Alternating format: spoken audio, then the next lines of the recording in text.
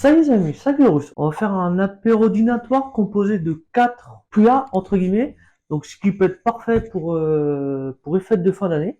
Donc déjà, je précise que pour ces 4 recettes, la température du four sera toujours pareil, 180 degrés. Donc vous pouvez déjà le préchauffer. Donc on va tout de suite passer à la première recette. Donc nous allons commencer par des croissants façon pizza. Donc déjà, un truc que je vais vous préciser, pour ceux qui regardent sur YouTube, vous aurez en bas les chapitres correspondant aux 4 recettes. Et puis vous pourrez basculer d'une recette à l'autre sans avoir besoin de tout naviguer si jamais vous voulez un truc précisément. Pour ceux qui regardent sur TikTok, alors ça, je vous avoue, je sais pas encore comment je vais faire. Je sais pas encore comment je vais faire. Donc pour commencer nos croissants façon pizza, donc vous aurez besoin d'une pâte feuilletée que vous allez complètement dérouiller. Donc ensuite, cette pâte, vous allez la couper en 16 parts égales. Donc voilà. Bon, alors oui, bon, faut pas juger, toutes les parts ne sont pas égales, je suis d'accord. Donc ensuite, vous allez mettre de la sauce tomate. Donc une bonne quantité de sauce tomate, bah vous l'étalez partout en fait. Alors moi perso, j'utilise de la sauce pizza, mais c'est à peu près pareil que de la sauce tomate en fait. Donc vous en mettez, vous répartissez pour qu'on ait partout, de façon homogène.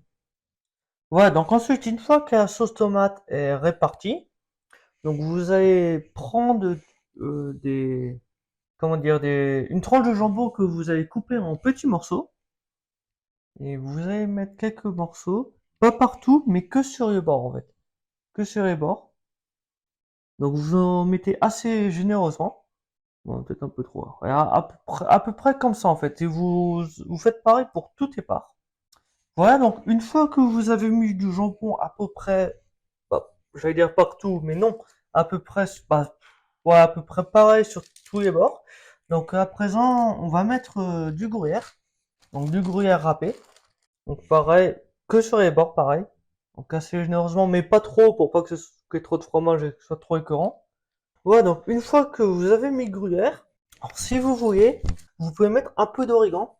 Donc cette fois, vous pouvez en mettre partout. Alors pas beaucoup, juste un peu, parce que sinon ça va pas être très bon. Donc vous pouvez mettre un peu, mais partout, ça vous pouvez. Donc je vais pas le faire. Pourquoi?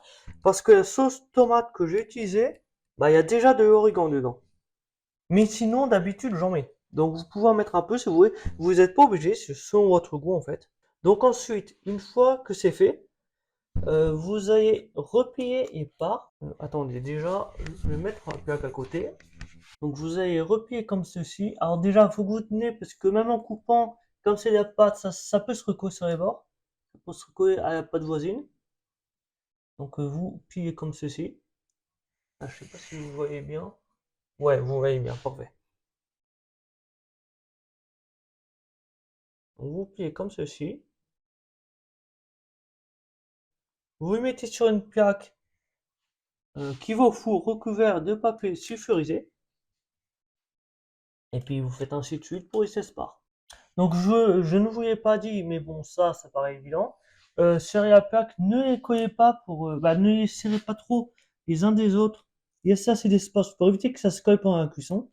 Dernière étape, avant de les passer au four, nous allons les dorer un peu à l'aide d'un jaune d'œuf. Uniquement le jaune d'œuf.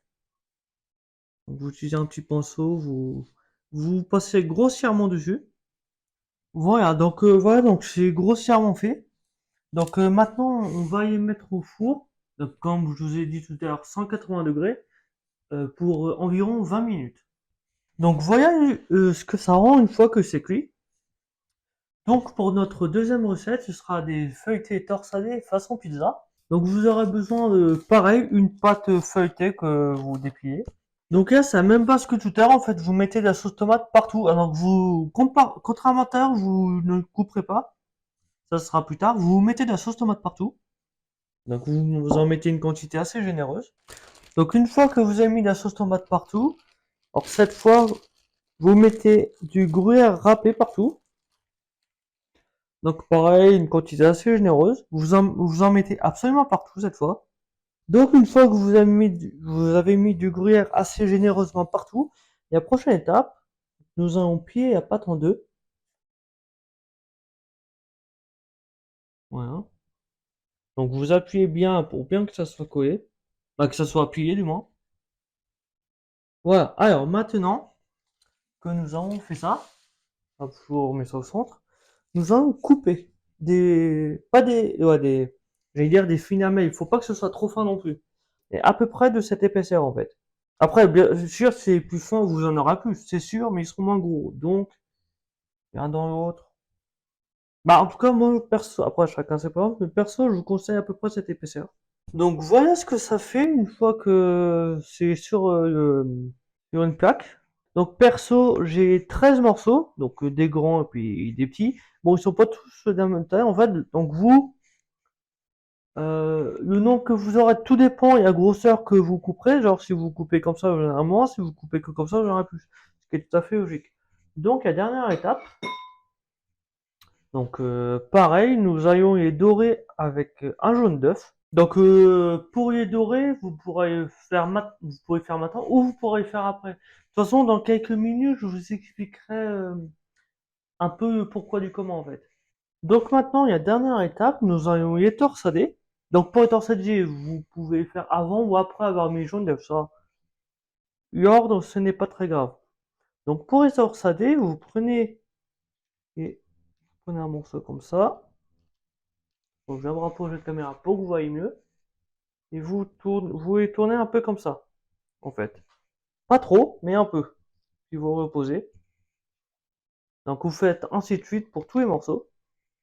Donc là, vous pourrez vous dire, bah, oui, mais pourquoi j'ai mis du jaune d'œuf avant, c'est mieux d'en mettre après? Ça évite que ça glisse, c'est plus simple. Oui et non. Vous pouvez en mettre après. Là, il n'y a pas de problème. Alors moi, j'ai mis avant pour que ce soit un peu doré des deux côtés, en fait. Oui, mais après, vous pouvez mettre du jaune d'œuf après avoir torsadé. Ça, il n'y a aucun problème. L'ordre, c'est pas très important. Donc, si vous êtes comme moi et que vous l'avez fait avant pour que ce soit doré aussi un peu en dessous, bah, vous pouvez redorer, genre, par exemple, certains endroits, genre, il y a, par exemple, il en manque. Pas beaucoup d'endroits, mais à quelques endroits, il en manque. Donc, si jamais il en manque, vous pourrez redorer. Ou alors, et c'est comme ça. Ça, vous êtes pas toujours obligé, en fait. Donc, voilà. Une fois que c'est fait, donc, vous pouvez l'enfourner pour environ 10-15 minutes. Donc, voilà ce que ça rend une fois que c'est cuit. Donc là, maintenant, nous allons faire des feuilletés à la saucisse. Donc pour ce faire, pareil, nous aurons besoin d'une pâte feuilletée, mais cette fois, une pâte feuilletée rectangulaire. Pas rectangulaire ou carré, peu importe, mais pas rond en tout cas. Donc là, vous allez, alors, pour vous aider, parce que je pense que toutes les pâtes rectangulaires ne sont pas de la même taille. Donc là, vous prenez deux saucisses. Donc je ne vais pas citer de marque. Donc vous les mettez côte à côte comme ça. Et normalement, ça devrait arriver au bord, ou alors quasiment au bord. Genre si ça fait comme ça, par exemple, ça va pas, parce qu'il y a trop de pâte autour. Et là, normalement, ça devrait arriver quasiment au bord. Donc vous prenez les côtés où ça arrive quasiment au bord. Et en fait, il faudra vous couper la pâte en deux. Donc maintenant, donc vous prenez une saucisse. Donc pareil, je ne vais pas citer une marque. Vous prenez une saucisse. Et en fait, vous l'enroulez dans la pâte.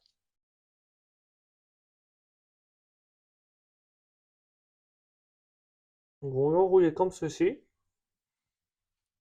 Et quand vous ne voyez plus la saucisse, bah vous coupez, en fait.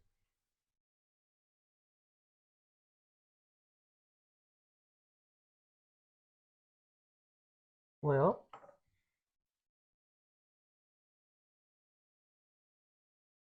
Hop. Donc voilà, vous voyez plus la saucisse. Donc vous faites ainsi de suite pour toute la pâte. Donc vous mettez une saucisse, que vous enroulez et vous coupez. Donc une fois que vous avez vos morceaux, en fait ce que vous faites, vous en coupez ouais, on peut dire des rondelles en fait. Donc, vous coupez des rondelles, pas trop gros, pas trop fin, pareil, et vous les disposez sur une plaque. Et pareil, vous faites ainsi de suite pour tout en fait. Donc pour vous montrer, voilà ce que ça rend. Ouais, comme ça. Voilà ce que ça rend en fait. Ouais, c'est pas trop gros, c'est pas trop fin, et puis vous avez la saucisse dedans. Donc une petite astuce, par exemple, regardez, vous voyez là, je sais pas si vous voyez bien. Ouais, vous voyez, aplatissez bien avant de couper. Aplatissez bien le bord de la pâte avant de couper. Ça vous aidera et puis ça fera plus beau. Donc voilà ce que ça fait une fois que c'est sur une plaque. Donc pour être franc, j'ai peiné à tout mettre parce que vous vous rendez compte, il y en a beaucoup quand même. Donc dernière étape avant d'y mettre au four, nous allons, comme il y a deux précédentes recettes, nous allons y badigeonner d'œufs, de jaune d'œuf du moins. Pareil pour y dorer un peu. Donc bah là, vous faites comme vous pouvez. Si c'est comme moi et que c'est tellement collé, bah ça va être chaud d'en mettre partout. Donc vous faites comme vous pouvez en fait. Les amis, une petite astuce que j'ai pensé après, bah plutôt, on va être honnête, on me l'a dit, on m'a conseillé comme ça. Alors j'ai pas testé, mais ce que je peux vous conseiller, c'est badigeonner de jaune d'œuf avant de couper. À mon avis, ça sera plus simple. Donc une fois que c'est fait, vous les enfournez pour environ 20 minutes. Donc voilà ce que ça fait une fois que c'est sorti du four. Donc pour notre quatrième et dernière recette, nous allons faire des petits croque-monsieur. Donc pour ce faire, nous allons avoir besoin de deux pains de mie, auxquels nous allons étaler du beurre dessus. Donc le beurre, pareil, mettez une fine couche, ne mettez pas trop de beurre, sinon ce sera pas très bon. Donc une fois que c'est fait, vous mettez une tranche de fromage, de jambon, je veux dire une tranche de jambon. Donc là, vous avez le choix, vous pouvez mettre une tranche de fromage à croque-monsieur si vous voulez, ou du cheddar, peu importe. Donc personnellement, je n'en mettrai pas, donc vous verrez par la suite pourquoi. Donc vous refermez, pareil, vous mettez un peu de beurre dessus. Et pour finir, nous allons mettre un peu de cheddar râpé. Donc voilà la raison pour laquelle je n'ai pas mis de fromage dedans. Après, vous pouvez en mettre aussi. Il y en a qui en mettent et qui trouvent que c'est très bon. Alors, personnellement, j'en mets pas parce que je trouve que ça fera trop de fromage après. Donc voilà, nous avons fait un croque-monsieur. Donc ce croque-monsieur, alors pourquoi j'ai dit des mini croque-monsieur? C'est parce qu'en fait, celui-là, nous allons le couper en quatre. Mais pas maintenant, nous allons le couper après la cuisson. Ça sera plus simple. Donc après, vous faites le nombre que vous voulez. Dites-vous simplement que un grand croque-monsieur comme ça, bah, donc deux pains de mie, ça fait quatre petits croque-monsieur. Après, vous en faites le nombre que vous voulez en fait. Donc voilà, j'ai fait, alors pour ma part, j'ai fait trois pains de mie, ce qui représente 12 petits, trois pains de mie, trois croque-monsieur, ce qui représente 12 petits croque-monsieur. Donc prochaine étape, nous allons les mettre au four. Alors il y a le petit problème entre guillemets, c'est que c'est pas comme les trois autres recettes. Il n'y a pas vraiment de temps donné. En fait, de toute façon, c'est toujours 180 degrés comme les autres recettes, mais il n'y a pas vraiment de temps donné. En fait, il faudrait que vous regardiez assez régulièrement et vous jugez par rapport au fromage, en fait. S'il commence à être grillé ou fondu, c'est que c'est bon. Donc, je pense au minimum 10 ou 15 minutes minimum, voire peut-être 20 minutes. Après, ça dépend de votre four. Mais de toute façon, vous regardez le fromage où ça en est, et puis c'est avec ça que vous pourrez savoir. Donc voilà ce que ça fait une fois que c'est cuit. Donc ça a mis à peu près une dizaine de minutes. Donc là vous voyez que le fromage est un peu fondu, donc comme ça c'est parfait. Donc la dernière étape, on va les couper à l'aide d'un couteau à pain. Donc vous ne tirez pas comme ça, sinon ça va tout arracher. En fait, il faut vous mettre bien au centre. Et en fait, vous laissez assez d'espace devant pour pouvoir appuyer. En fait, voilà, ça assez d'espace, genre comme ça va pas. Bah, ça sera beaucoup plus dur. Vous laissez assez d'espace. Donc vous mettez bien au centre. Et en fait, vous appuyez. Et ensuite, voilà, quand c'est bien appuyé comme ça, vous pourrez tirer en tenant tout. Par contre, en fait, il faut avoir la technique. Donc là, je pense que vous comprenez mieux pourquoi je n'ai pas coupé avant. Avant de faire cuire, que vous vous dites, bah, c'est peut-être mieux. Oui, mais non. C'est avant de faire cuire. Après, vous pourrez tester. Mais avant de faire cuire, le problème, c'est que, bah, du coup, bah, déjà, si vous avez mis du fromage, le fromage, il va coller au couteau, ça va être horrible. Et puis et puis même le gruyère, il va se barrer, ça va être n'importe quoi. Alors que là, quand c'est cuit, le gruyère, il est pas collé, mais si, on peut dire ça. Donc ouais, c'est plus simple. Donc perso, je préfère. Après, chacun ses préférences. Et la cuisine, en fait, pour la cuisine, il faut tester. En fait, la cuisine, il faut tester, en fait. Et puis voir ce que l'on préfère. Et en tout cas, moi, je préfère couper une fois que c'est cuit, tu vois. Donc voilà, une fois que c'est coupé, donc comme je vous dis, j'en ai fait 12. Après, vous, il y en aura 24, il y en aura 16, il y en aura 20.